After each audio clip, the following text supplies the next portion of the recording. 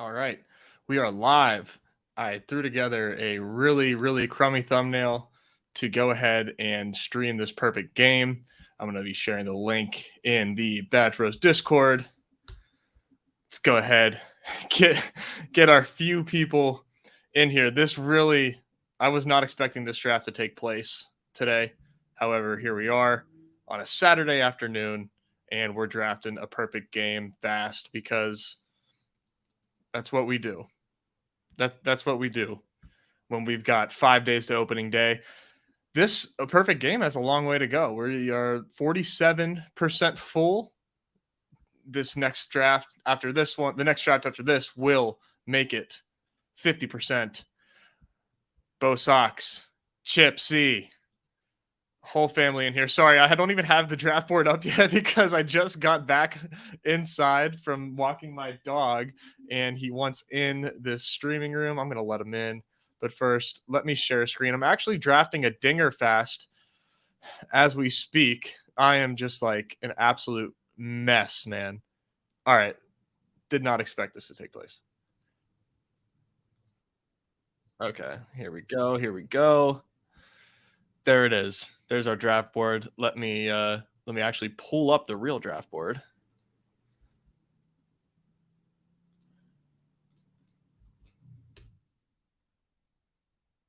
All right. I'm just going to probably leave this up and I will draft on my own screen. I am going to be using, is it not sharing? It's not sharing. I am going to be using the Spike Week tool for this draft. And I might share a little bit of it, but I'm likely just going to share the draft board if I can get it up because I'm out here. Okay, we're good. We're good. Hope you guys are having a good day, by the way. There's a little festival going on outside of my apartment. So I got out, got some vitamin D, got a haircut. Feeling good. Feeling good. All right, let's take a look at this draft board. Again, this is a perfect game. This is $250 to enter, 20K up top, 4 out of 12 advance. So very friendly advance rates. However, people still may choose to take a risk averse angle at this contest because it is such a high cost to enter, which I don't blame people for doing so. Holy shit, Corbin Carroll at 29, dude. This is just it never ceases to amaze me. This Corbin Carroll steam. Every time I see him go before pick 40, my mind is just blown. I was going to crack open a brewski, but it's still early. It's 3:30. I'm going to end up being too sleepy if I crack open a Modelo this early. I'm not built for that anymore.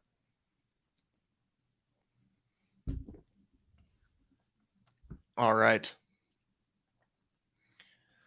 Here we go on the clock. I started off with Garrett Cole and Corbin Burns. I don't think I've done that in a perfect game. I hope not, because that would be embarrassing if I did. And I wanted to kind of take a unique stance in this perfect game. I actually have a team with Springer and a team with Reynolds already, but they just really seem like clear-cut options at outfield. Obviously, Brian Reynolds does to me because I'm a Pirates fan. However, like, do I want to get different here? Let's see. I don't have any Teoscar and I don't have any Luis Robert. But who am I if I'm not going to take Brian Reynolds here? It just feels like the way to go. An outfielder in general, and I don't do Adolis. I could go crazy and do Brandon Woodruff. Now we're going to go Reynolds. Thought about it for 2 seconds. But I'm not going to do that.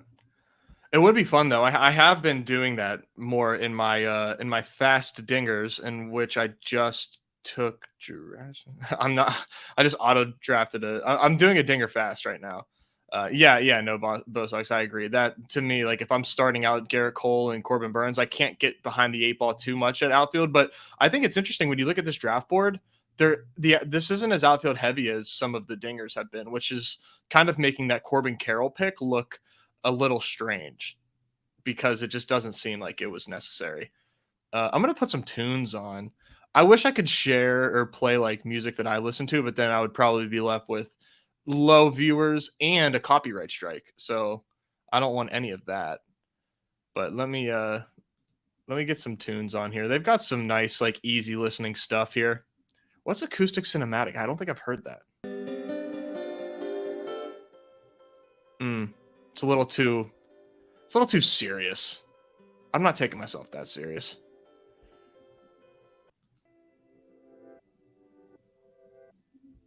All right. I like a little lo-fi. All right, let's take a look at these teams so far here.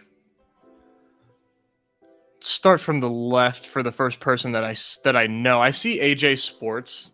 Great name, by the way, fellow AJ. I see him quite a bit, but I don't know him personally. But I know No Bo Sox. So he's taking a similar route to me, getting double elite pitching at DeGrom and McClanahan. I'm such like a easy breezy type of person, or I'm easily swayed is what I'm trying to say. Like seeing Shane McClanahan be the opening day starter like actually did something for me, and I feel like really embarrassed to say that, but the fact that he was announced as the opening day starter, I'm like, oh, and then I kind of and then I thought about like why, because I am a little bearish on Shane McClanahan because he's a Ray. He had that shoulder issue at the end of the year. He was so fantastic. It's like, can he do it again? He is a great pitcher. That's just the facts.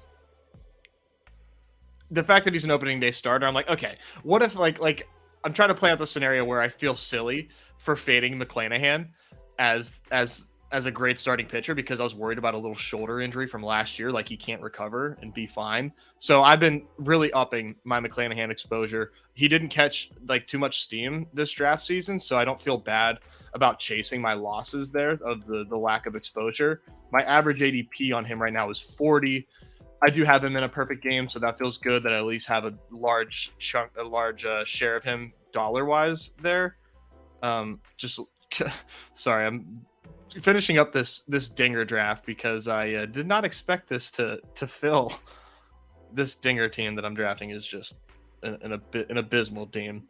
Let me go ahead and share this link too on Twitter since this is all like happening in real time. Don't mind me. But yeah, Bo Sox outside of the double pitcher tap going Trout and Tatis.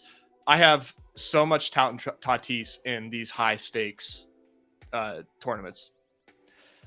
Trout to me just feels like you don't really need to say much about Mike Trout. I think he's plays more than people realize. Even when he does miss time, he still gives your team such a big edge. And Tatis, and especially in the DKs, I've been like fortunate to have some banks, so I've been pouring some money over into DK to do their high dollar stuff, and getting Tatis over in DK at like pick 30 just feels like such a freaking smash. Those DK high dollar tournaments are 8 people lobbies, so you kind of lose your edge there because everybody ends up just like falling into good players regardless. However, the Tatis edge over in DK is just insane if he's like who we think he is. Just give me a second here. I'm going to stop talking so I can think about what I want to say in this tweet.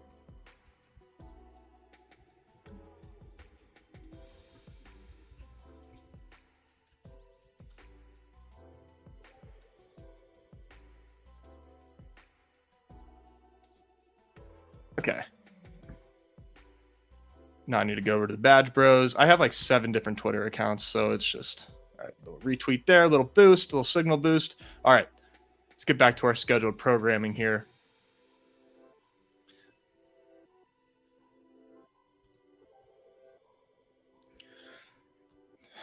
Yeah, that's the thing. Excuse me. These advance rates are really friendly, so I think we should be throwing that injury risk a little to the side. I think I can understand why people would be like, hey, I'm putting in high dollars. I don't want to take DeGrom. I don't want to take Tatis or Trout because they miss time. But that's really the wrong way to look at it. These advance rates are friendlier.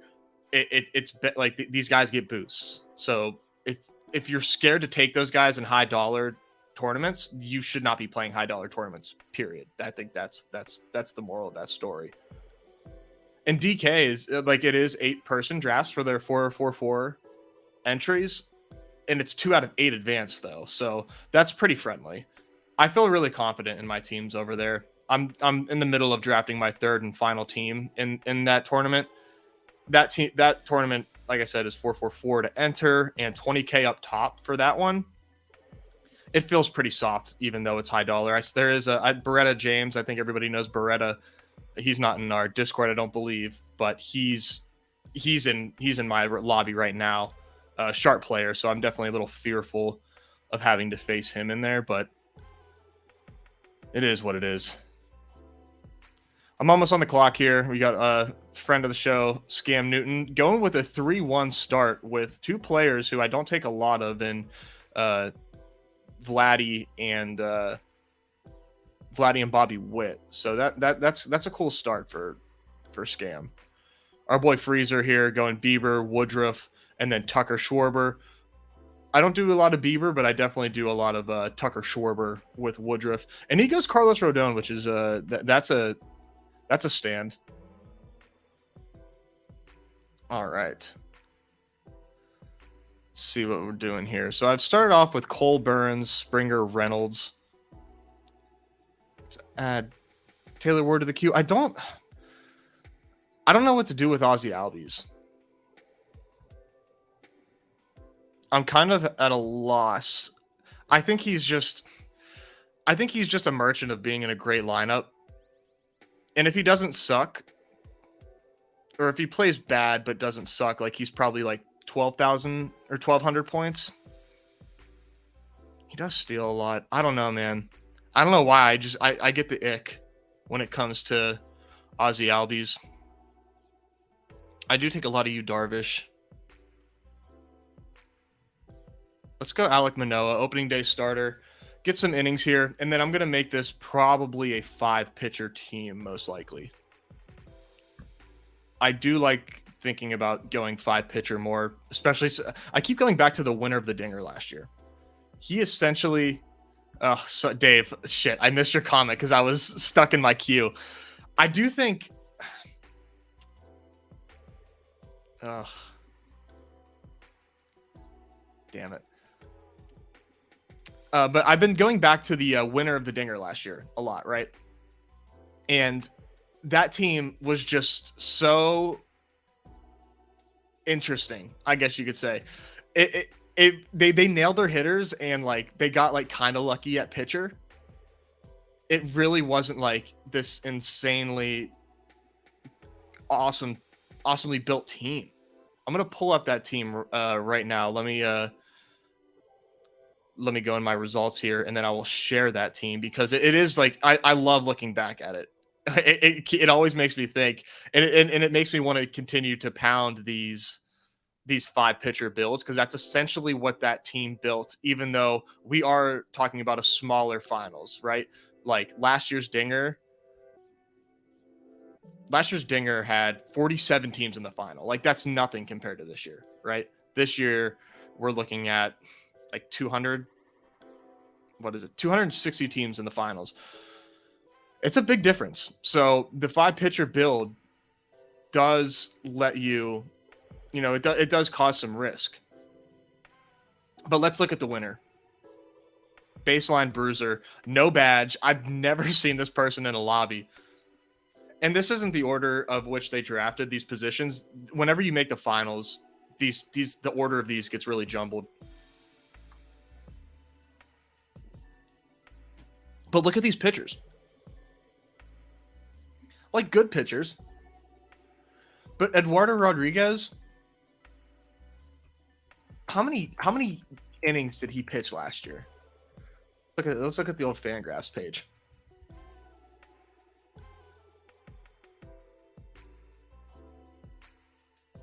And let me just show you the rest of this team. 3, 6, 8 infielders, which helped carry this Bo Bichette. Oh my God. Everyone knows what Bo Bichette did in the playoffs. And he didn't even matter in the finals for him, but what goddamn Merrifield did. Last year, man, he basically carried 4 pitchers.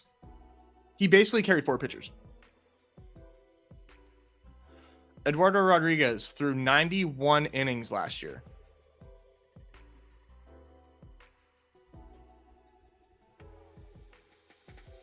"91 innings."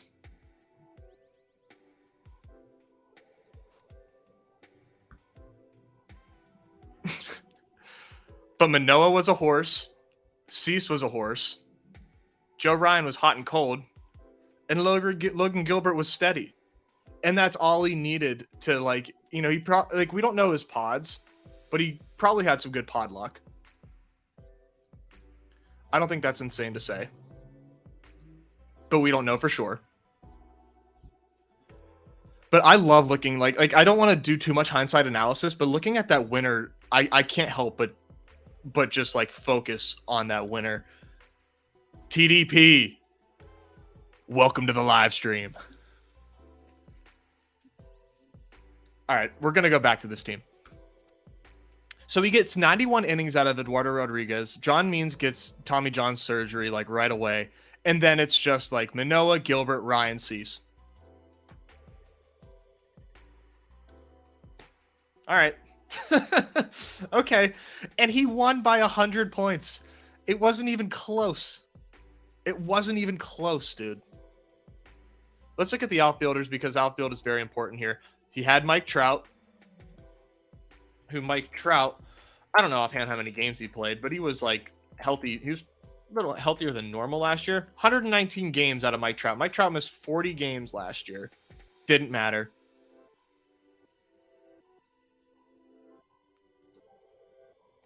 Brian Reynolds. I tried to tell everybody. This is one thing that he absolutely crushed, right? Like, there's no doubt about it. You can't yeah, his pitchers were mid. He hit the freaking nuts at outfield. That's one thing that like we've all identified when looking back at this team is that like smash, like at 80. Well, Brian Reynolds was not a smash. All right, let's be clear there. For his ADP, he did not smash, but he was awesome in the playoffs. As you can see, he was one of his point scorers for the finals. But Santander was a last round pick for most of draft season. Mitch Haniger, he didn't play a lot, but when he did play, he was scoring.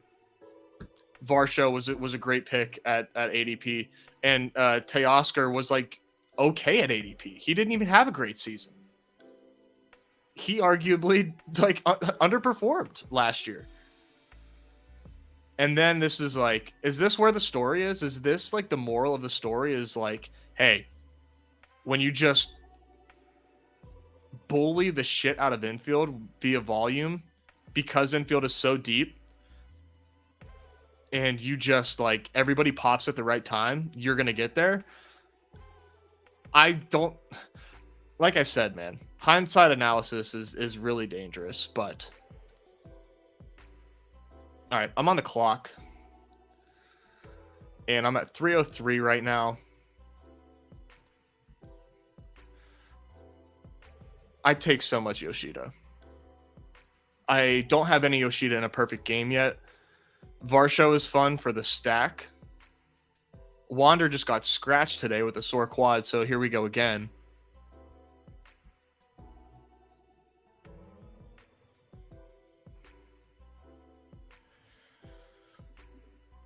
I'm thinking about this, but that feels bad because I have so much capital. I'm thinking about Hunter Green, but it feels bad.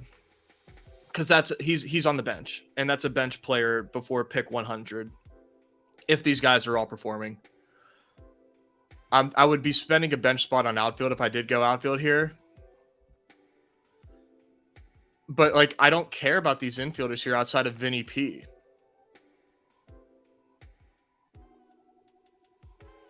This is just what feels cozy to me. This feels just super cozy in this points format to me.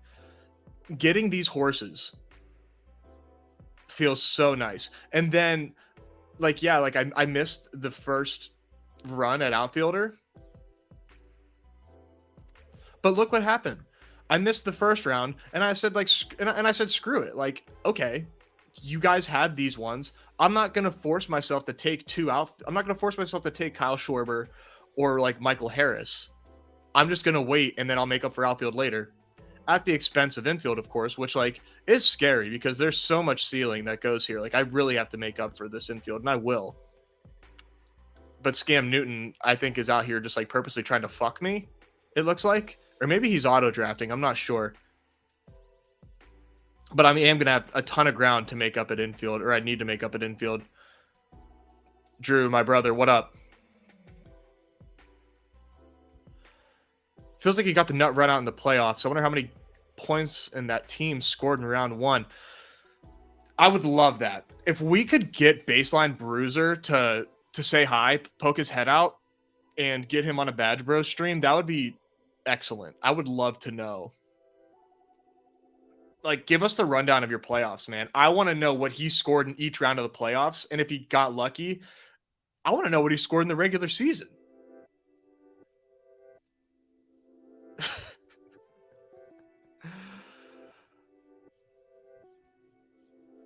Oh my fucking God. Does anything matter?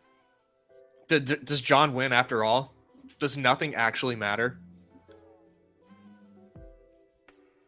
So, just looking at this draft board, by the way, I think I did what I haven't done enough is like say like because I've been drafting a ton at the back end is saying like screw outfield if I don't get Kyle Tucker. Like this is like Kyle Tucker is for sure the cutoff. If he falls to me, I probably take him. But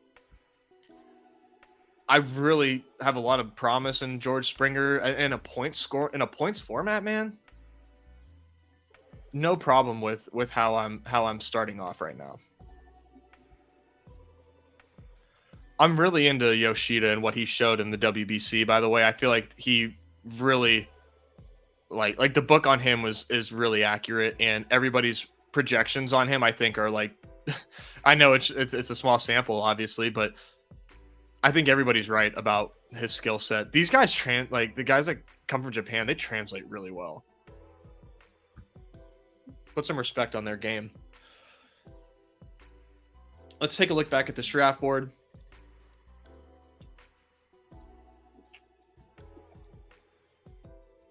Let's highlight our boy Chipsy. Chipsy also saying screw outfield with the Trey Turner, Freddie Freeman 2022 LA Dodgers stack. He's doing a Numi right now. Numi's not even here. Going with Scherzer, Byron Buxton, Bryce Harper, Marte, Robbie Ray, and Carlos Correa. Just doing a 2/3 of the Badge Bros special there. I respect it. Hey, Numi. Numi is here. Let's scroll down just a tinge. If you just joined us, Corbin Carroll went at pick 29.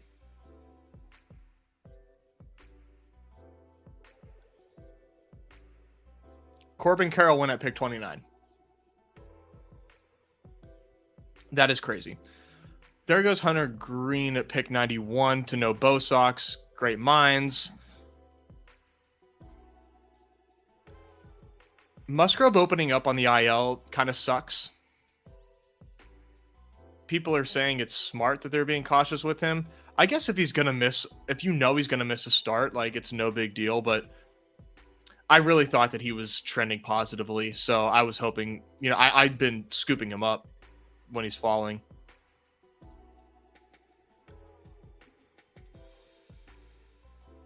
That's a nice start, Drew. Julio, Kyle Tucker. Oh, man. That's a beaut. That's rare. So congrats on that. That is super rare. Kirby goes. Some other notable names that went. Christian Walker, Vinny P. There's no way Vinny P was going to make it back, but I would have loved that. I did a dynasty auction draft last night, startup with Numi. And when I tell you guys, this draft took 4.5 hours. Not joking. 4.5 hour, 14 team, 30 player rosters auction. It was insane. It was absolutely insane. But I ended up with it's a points scoring league, and I ended up with Vinny P for a cool $27. That was a lot. That was a lot. That's as much as Paul Goldschmidt went for. And it's a very convoluted type of dynasty where there's $2 automatic arbitration increase, and you can then increase player's keeper cost on every team. There's a lot that goes into it, but I think Vinny P plays well in that format. And what's interesting about that format is there's no points scored for runs and RBIs. So you get points for singles, doubles, triples, home runs, stolen bases. You do not get points for runs and ribbies. So guys on bad teams that are good players kind of get a boost. I mean, they do get a boost because they get buried in an underdog ADP because they might not rack up ribbies and runs. And the same applies to starting pitchers, where starting pitchers are not going to get points for wins or quality starts. They get points for innings pitched. They get points for Ks. And then they get subtracted points for hits allowed, base on balls, and huge deductions for home runs. So it's really an interesting league. I can show you the actual format and the scoring settings here after I make this pick. I have Gunnar Henderson on 2 of these teams currently. I think low is my best option here. I might even stop at outfield. I might do something crazy and stop at outfield.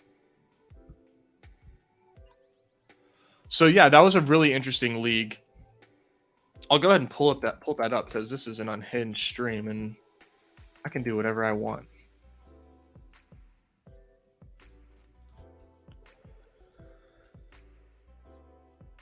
Okay, so it's supposed to like emulate WAR, like how WAR is calculated. So here's the scoring. You automatically are deducted a point just for getting up to the plate. And then you accumulate points based on what you do in the AB. As I said, 0 points for RBIs, 0 points for runs. And then when you get to pitching, you don't even lose points for allowing an earned run, which is like really interesting. They kind of tack that on as like BABIP. So, but allowing hits, that's like, don't allow any hits. Like, you know, you get a 7.4 for an inning pitched. And if you are at like a 1.5 whip, it's a little more negative to allow a walk. But let's say like, you know, if you're at a 1.5 whip, call that 4.5. You're now looking at like three points on average per inning pitched. But they do award saves and holds because they kind of tack on high leverage, I guess. I think that makes sense. Relievers would be awful if you didn't allow that. But long relievers can also be really strong in this format too because of the innings pitched. But yeah, anyways, this is just a really interesting way to do fantasy. And it's really refreshing to do this when you have been drafting underdog all winter and spring. And you have such like a not real baseball mindset, to be honest. Like, you know, runs and ribbies, that's like, that doesn't indicate if you're good at baseball to an extent. So that's a really fun way to do it, in my opinion. And yeah, it was so many $1 bids at the end. And what's fucked up is my friends that are in this league, they know I'm sweaty as hell and, you know, are, you know, grind out edge and whatnot. And I was getting sniped like every time. I would bid like $1 on somebody, you know, and I would bump up the highest bid by $1, and then fucking hell, I'm getting sniped by like 3 of my buddies. Oh my god, dude, we should have pinged. Somebody should ping him. Or at this point, do we just let it go? That's unfortunate. 3-5. Oh, you did. Okay, we're good. You did. Chipsy, you're a good guy. You're a good guy.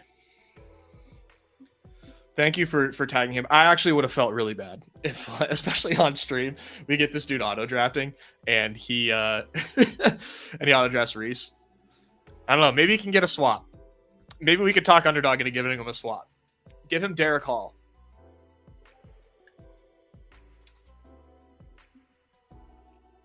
Let's go ahead and take a look at the Phillies under roster resource. See what they got cooking. Here's their projected starting lineup. Here's the thing. If Nick Castellanos sucks and Derek Hall is like, let's call him like an average hitter. Bryson Stott is an average hitter.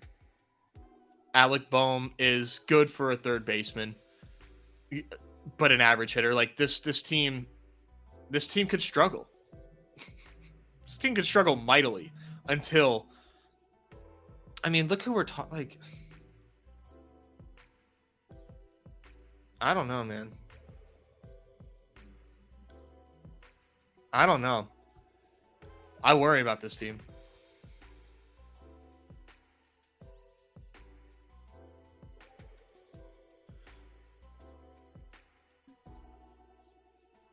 But on the opposite end of outcomes, right? Like, let's say Derek Hall. Let's just look at his projections.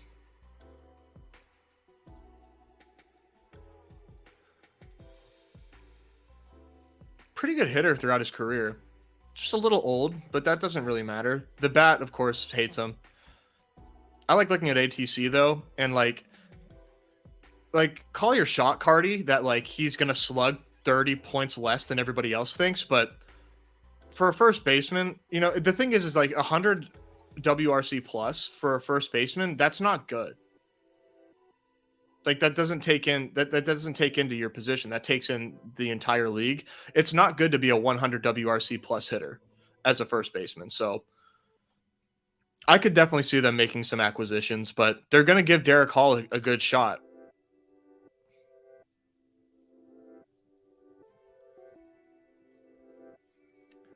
Let's see what Freezer does. I think he's auto drafting.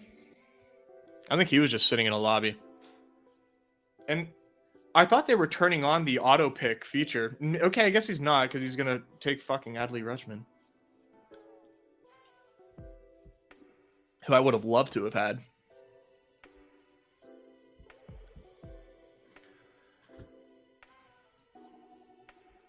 This is where I start to consider that. Nah, I like Josh Bell a little too much. I'm going to pull up his projections while I let that pick roll. And then from here, man, I really like Jesus Luzardo, but hasn't gotten up there. I actually have some concerns on Kodai Senga. I wonder if he's going to be durable enough. And just because he's a Met. I already have 2 shares of Rowdy. We're going to do Jesus Luzardo.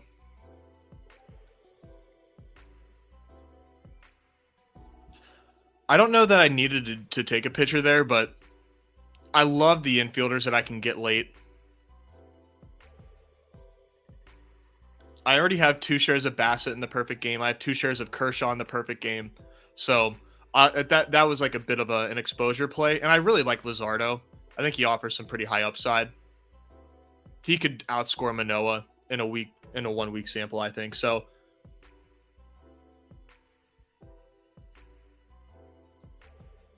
what are we sipping on? So this is a little Central Market Italian sparkling water. I should have taken. See, I wish this would have been great for the bit. This should have been like a Vinny P pop bottles Italian sparkling water type pick.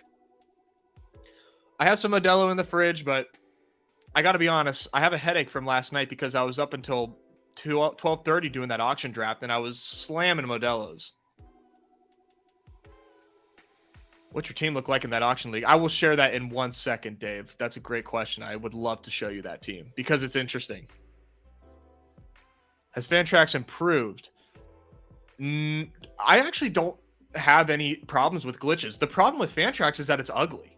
It's just not pretty to use. But if you are somebody that is like us and the players in this league, you can set up some really intense, minute scoring settings, and you have way more flexibility in Dynasty and Keeper leagues on Fantrax, because Fantrax has goddamn 15-year-olds in the player pool. They weren't available to be drafted because they're not on a team yet, but you have teenagers in their player pool. Whose job is it at Fantrax to like add in teenagers into the player pool? So to answer that question, I actually like Fantrax. It gets the job done. And one really underrated part about Fantrax is on the app, when you're looking at your team on the app, you can actually, like, the player card info is so detailed. It's amazing. You get game logs, you get last 14 game average stats, and the stats that you do get is like you get OPS. I love seeing OPS, and the fact that ESPN doesn't have it is just like, I get it. Like, fucking fantasy does like nothing for their bottom line, and it's Disney, and they're publicly traded, and they're worth $1 trillion, billion, 20 million Joe Biden meme dollars. But seeing OPS is really clutch, especially for the league, like I was mentioning, because that league has interesting point structure, and it aligns very closely with how a player's OPS is. Hall is terrible against lefties, and that's the issue. Yeah. That is definitely the issue, but I don't know. There's a lot of teams that platoon at first base. The best teams don't, but you can solve this problem. So I think this makes G-Man Choi like not an option for them, just like thinking from the Pirates angle. But I think what it does open up, and they might have to pay a pretty penny, but I think it would be worth it. Well, actually, I don't know that they would have to pay too much, but never mind. Never mind. Your boy thought Seth Brown was a righty, and he's a lefty. So, yeah, I don't know. As far as right-handed first baseman goes, I don't know who's on the market there.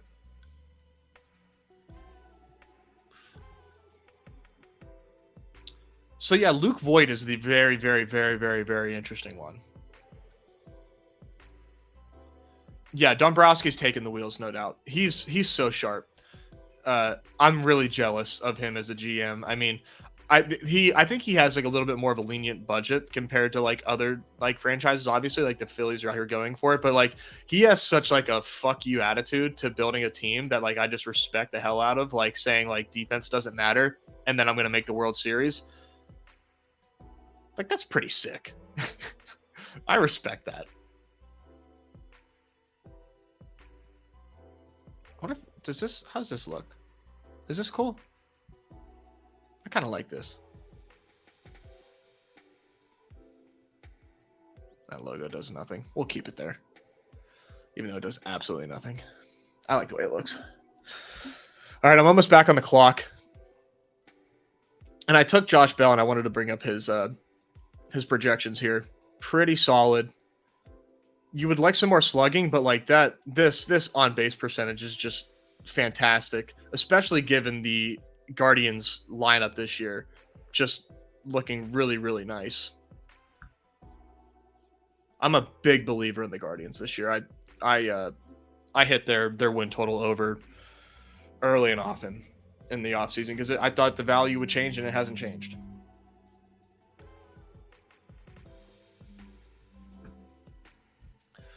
Scam, man. Gonna come back to it's gonna be so frustrating whenever he advances out of this pod. It's gonna make you question everything that we've ever done.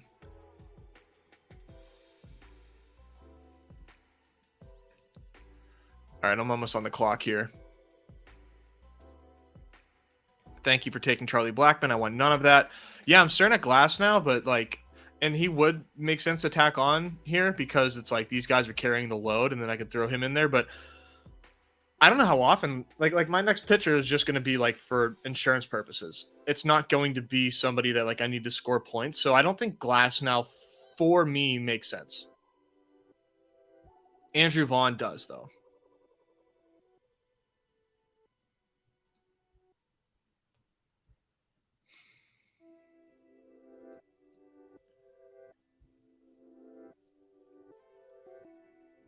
Rendon is really interesting. Stack him up with. So it's Rendon or Gonzalez. I'm actually going to go Oscar Gonzalez here.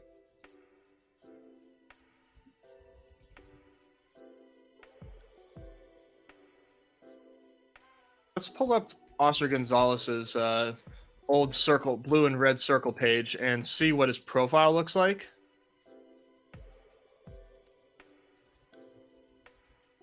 And then we'll take a look at his Fangraphs page as well and see if I made a good or right decision here.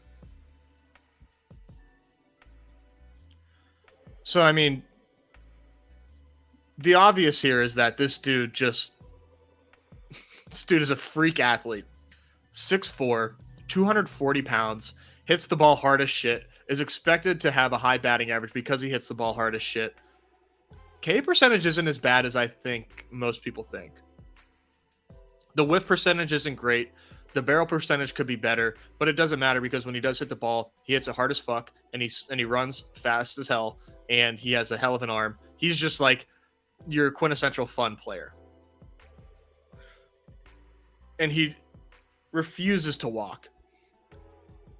Which, you know what? That's fine, because then you can knock in Josh Bell a bunch for me. And maybe some of his teammates if I get those guys as well. Last year, in 91 games, put up a 122 WRC plus, a 788 OPS, which is really nice. But projections are down on him because of the way that he gets the job done. His K percentage isn't super... See, I think this is really... I don't think this is right. This is where, like, you have to think about the way, in my opinion, this is where you really have to consider the way projections work. The playing time is like whatever. Like we all know that playing time is kind of arbitrary. This is a guy that strikes out 20% of the time on average.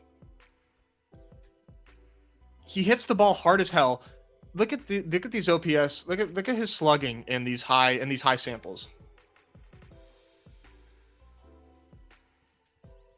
In 72 games at AAA, slugged 500.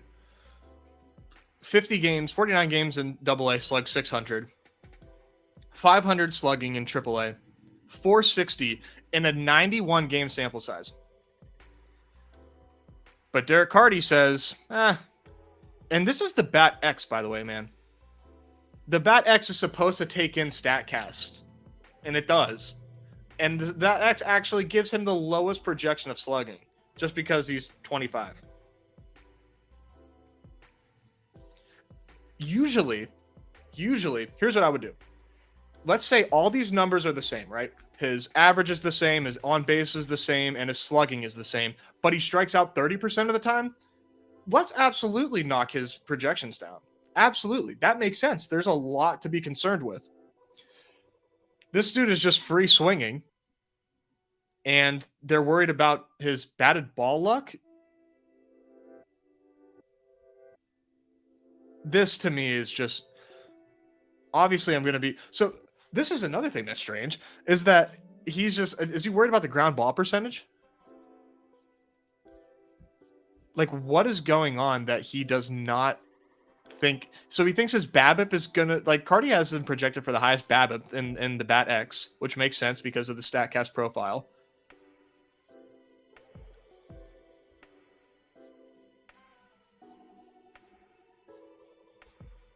And, like, dude, this just doesn't make sense to me.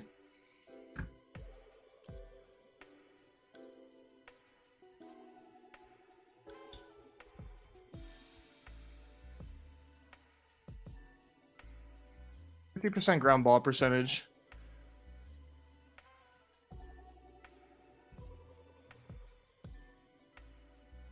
Let's see what this is, how that's ranking.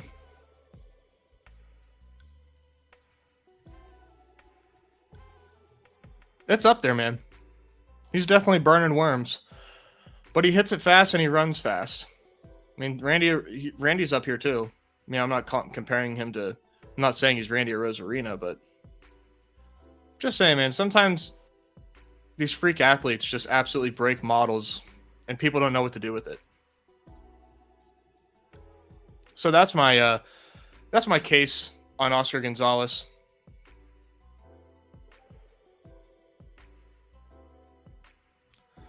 And I can probably turn off that yellow button now.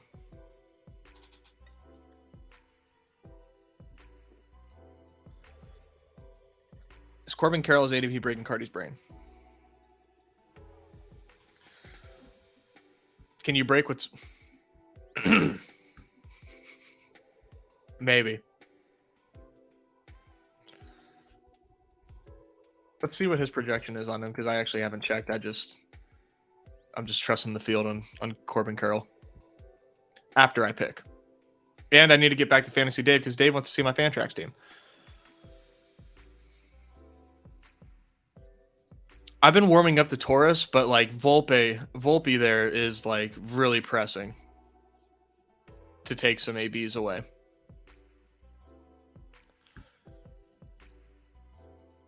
Yeah, let's take Justin Turner first.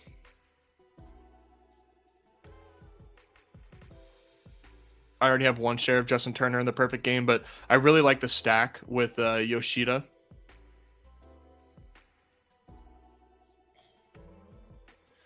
And then we will take Jose Miranda, because there's a lot of injuries in Minnesota, and Jose Miranda hits the ball. And he hits it well. And he's good at baseball. And I'm going to continue to hammer infield. I'm not done. I'm not done yet. Dave, if you're still with me, man, let's look at this team. So again, this is a 14-team dynasty, because we have prospects which we haven't drafted yet. And it's, these are the salaries of which that I paid for these players. And you started with a budget of $330, and you had to draft 30 players to be on your big league roster. So I started off like really selling out for studs, because I thought they were going to go for more expensive. So Vinny P at 27, that was really rich, but like I said, that was more of a bet on Vinny P. Let me go ahead and change the music. Let's do a little Into Space. Sure.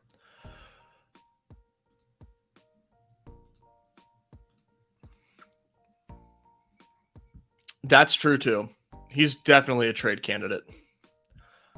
So yeah, this Fantrax team, it's interesting, right? So I went big on Vinny P. I went big on Corey Seager, because this is just an OPS league, and he slugs like 500 in his sleep. Randy, I thought was going to go for way more.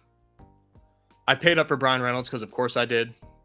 And then for my bats, I've really had to do some patchwork work at the end there. So like Jonah Heim for 3. I have a nice little like Jonah Heim and Gabriel Moreno pairing there. I think that is going to be pretty clutch to always have somebody there at catcher. And I might need to use someone at utility too, because I have Nick Gordon on this team, JD Davis, but they have some injuries over in the Giants, so he should be playing more.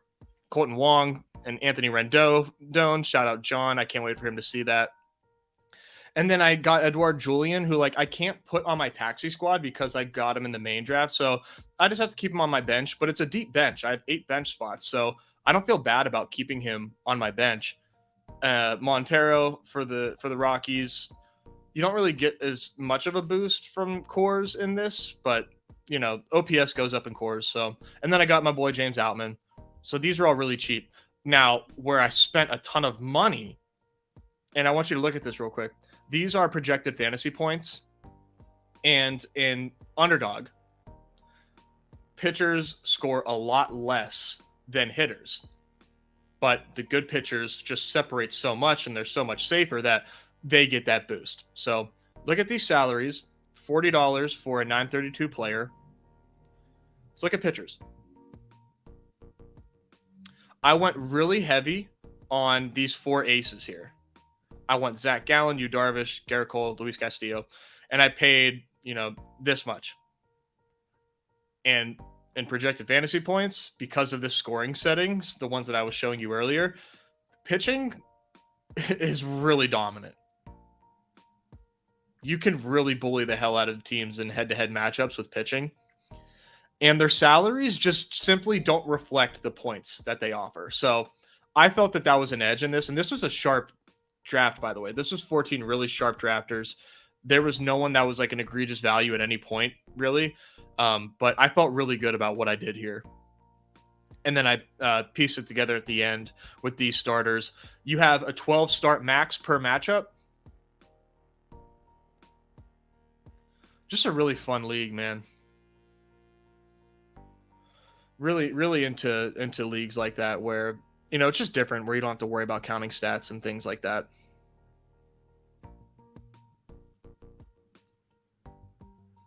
Hayes goes to Mo Madness. I have too much Hayes. I don't need to get hurt anymore.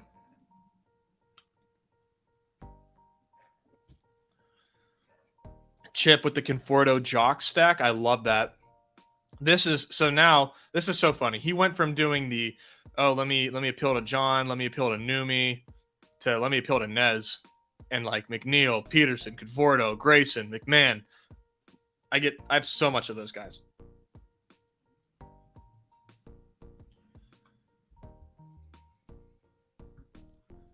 All right, let's share my my draft tab. I've got 4 more picks left to make.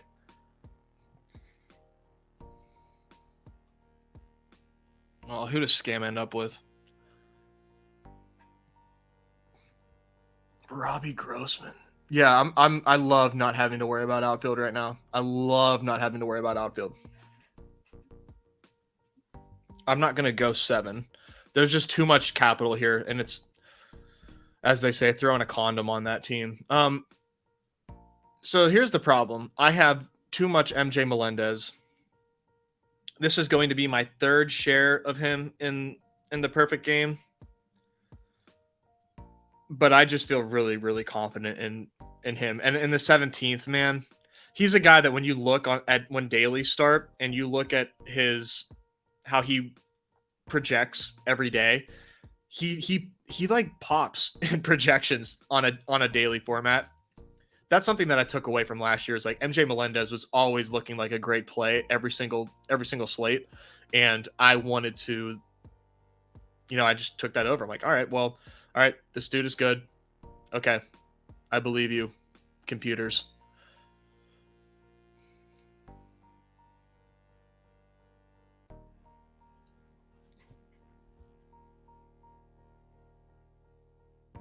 That will go to Rise.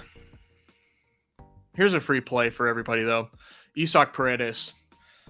I can't take him because I already have a share of him in the perfect game, and I have a lot of shares of him elsewhere.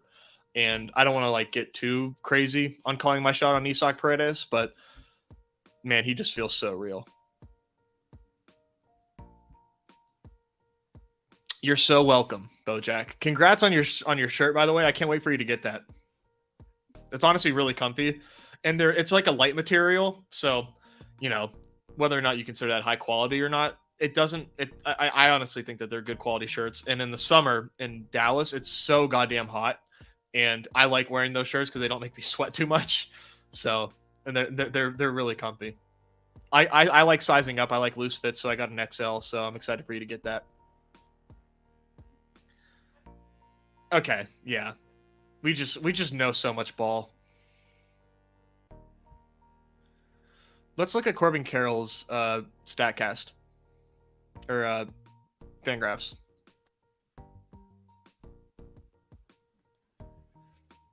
30 MLB games last year, only 2 steals, which is like really interesting.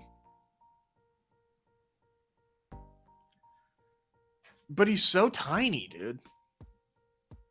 5'10", $165 soaking wet. And he slugs 500 in the majors, but his ex-WOBA is like 293. Here's the thing, though. A guy like this is where like projections don't understand why Corbin Carroll is the player that he is. Corbin Carroll doesn't slug 500 at every level because he's a big, beefy baseball boy.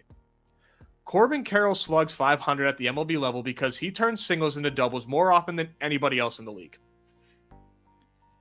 It's nuts.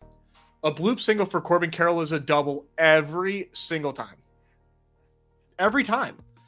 And projection systems are never going to account for that, and they're never going to err on that side because that's not how these systems work.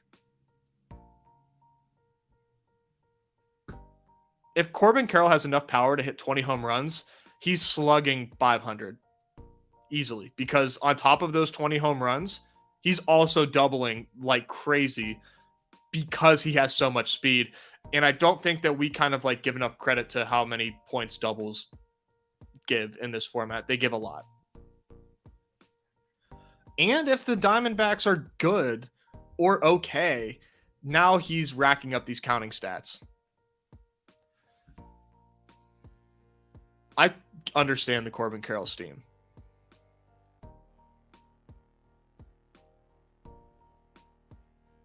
I don't think it's that bad. But let's be real. Pick 29. If Corbin Carroll pays off at pick 29, how many of us are in deep shit? Raise your hand. I'll share some exposures here. Let's look at my team. This my best team from the Dinger last year. I've shared this a few times with people, but let's take a look again. I was fortunate enough to get 2 teams in the Dinger finals. Sean Manaea buried me. I had Alek Manoah. See, I had an overlap. There's some overlap. I had a piece of the winning team.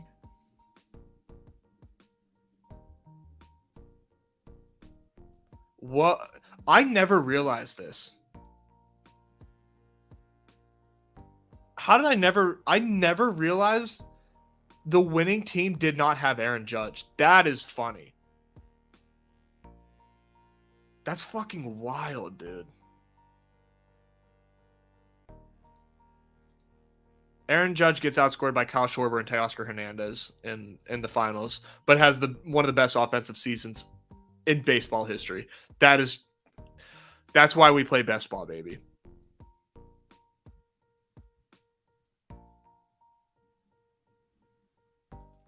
This was not my favorite team by any stretch, but let's take a look at it. Woodruff, Zach Gallen, Stroman, Kopech. Manoah, I think, was a little bit of a later pick, so he was a smash. I had so much Stroman last year, I thought he was going to pitch like 300 innings. And Kopech, I was on so heavy, and now I'm not. So that's a hole in my process, but I was way too bullish on Kopech. I thought he was a sure thing. O'Neal Cruz, of course, paying off. Correa, that's another underrated guy from the playoffs last year. He really turned it on. Trey Turner didn't really do shit in the playoffs. There's Bregman. I think Bregman was hurt during the playoffs.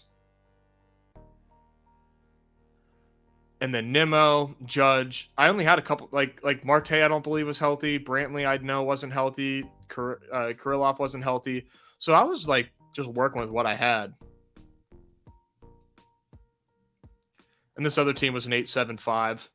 So I got to the finals with 8 pitchers, even though when you look at most other teams, they did not. Like Viper, shout out Viper with the top 5 finish. 1, 2, 3, 4, 5, 6 pitchers. And that just like kind of blew my mind. And he had Kesson Hiura. Like, that's a funny looking team. But top 5, by the way. All right, let's do our Mitch Keller check. Fuck.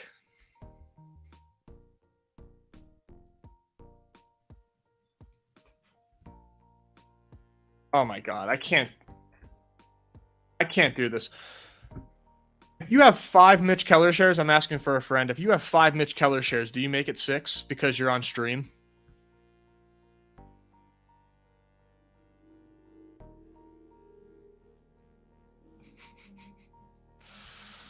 Oh shit.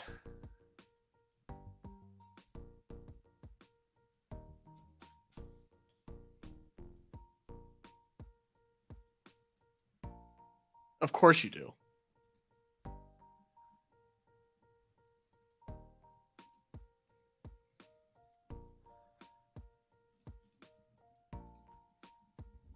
So Paredes goes to no Bo Sox. And yeah, we are going to go ahead and take our third share of Josh Naylor. I'm actually a little light on Kirk. Nah. I love. Oh no! Fuck my life! No, my autograph settings got me. No! Dylan Carlson in a perfect game.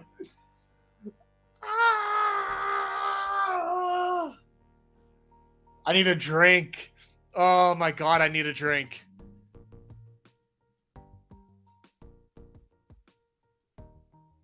Oh, AJ, what have you done? Oh, dear God.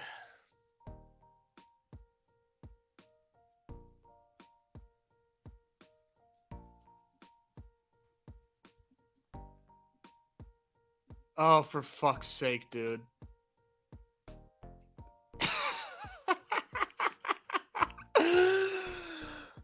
Oh, let's do some cope. Let's do some cope. Dylan Carlson, what are you looking at? You're only playing for your job. That's good. Only expected to play 109 games. That's good.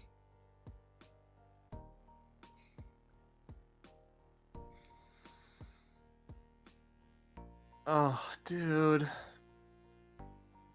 It's really not the end of the world. Like, let's be real. It's not. It's a 20th round pick. It's not the end of the world. This isn't like for the bit. I'm actually like a little. I'm just kind of going through the stages of grief. Oh, yeah, man. Viper came in 5th with Kesson here. Anything's possible. It's just like it's just not what I wanted. It's just not what I wanted.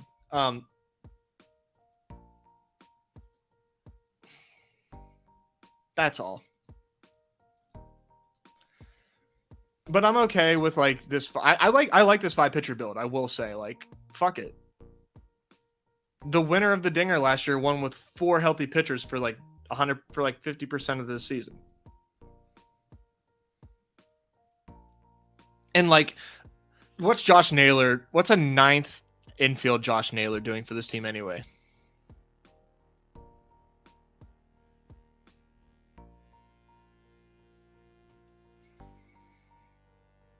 Yeah, maybe it was a good pick.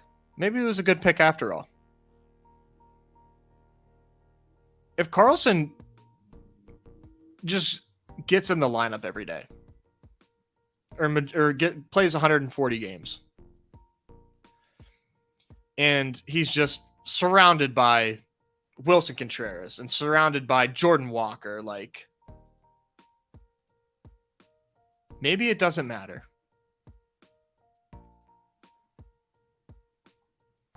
Oh man. All right.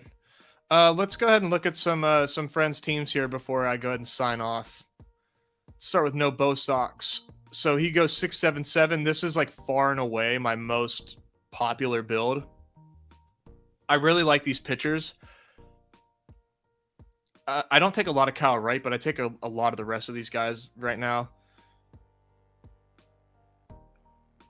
This is like, DeGrom is like the most interesting player in these entire tournaments, in my opinion, because I agree with what baseball has said, and what he said is that if we give Jacob DeGrom, you give him like 160 innings, like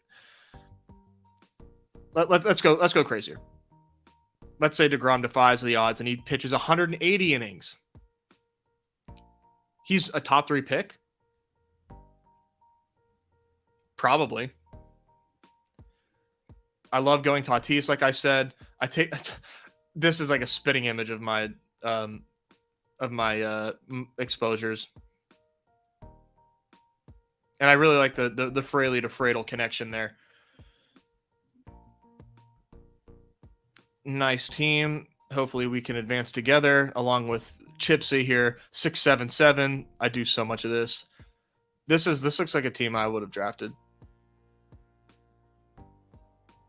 Cortez is like really, I think he has some soft tissue issue. Well, not currently, but like that's been his thing, is like a little bit of hamstring stuff. But otherwise, he's like very steady for the Yankees, and they are like starved for stability in that rotation. Patrick Wisdom, that's fun. I think I would rather have Dylan Carlson on my team personally than Wisdom, based on how my team was built. So, but this is that's funny. He can mash. Like Patrick Wisdom, just like he'll have like a 3-homer game a couple times this year. And then Outman, this is a nice value. And that was really it. Let's take out let's look at Freezer's team, because why not? Another 677 build. So I think he was active. What up, Freezer, if you're watching?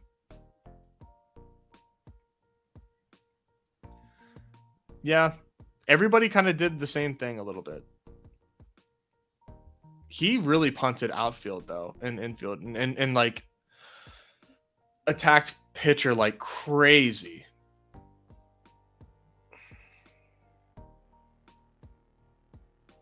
I don't hate it. I just think if you're going to do 6 pitcher and spend this much capital in the first 4, why do you take McKenzie and Musgrove? In my opinion, is my thought. And lastly, RIP, pour one out for Scam. He's not dead. He's not dead. Look at these pitchers, man. These pitchers are solid.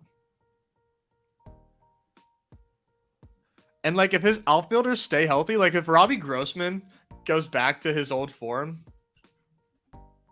that, and like Yastrzemski, I don't like Yastrzemski, and I don't like Grisham, obviously, but there's a path to Scam advancing. All right, that was fun. I'm not sure how many are sitting in the next perfect game lobby, but I am going to get ready and to prepare some dinner for my my lovely wife. And yeah, there's 11 empty spots in the next perfect game fast draft. Shout out to the community though, for being in here and going through that perfect game with me. And shout out to, I mean, there's a lot more than just us and the dinger, but like shout out to the dinger being 83% full. That feels really good. And since you guys are here on the Unhinged stream, little sneakity peekity.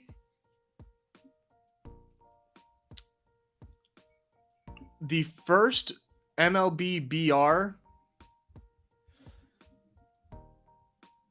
I think, is coming soon.